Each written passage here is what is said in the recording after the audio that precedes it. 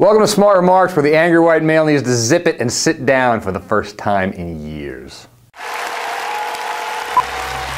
only thing we have to fear is fear itself.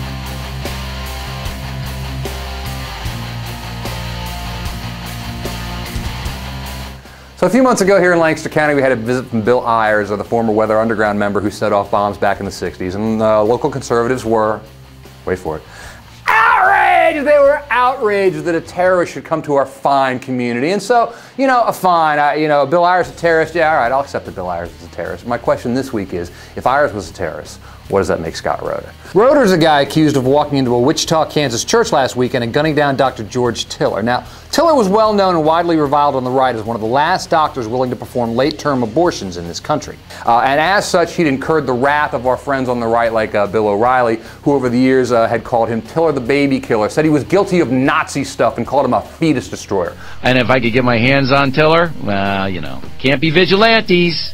Can't do that. Randall Terry, the founder of Operation Rescue, said that Tiller was a mass murderer. And there's sort of a cold logic to this if you think about it. You know, if Tiller was a mass murderer, yet the law permits abortions, how do you stop that murder? How do you stop the murder from continuing?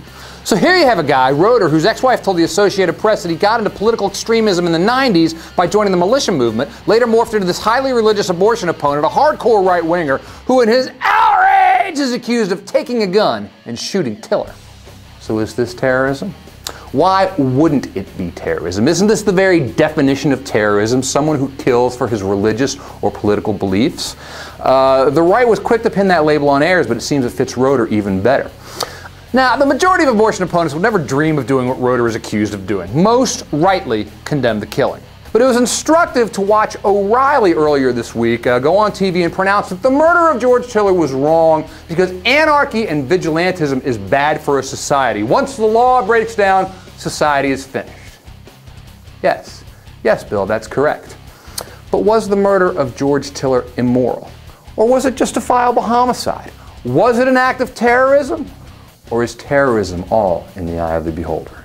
The Hateful Coast is bashing me right above an ad for an upcoming interview with Bill Ayers.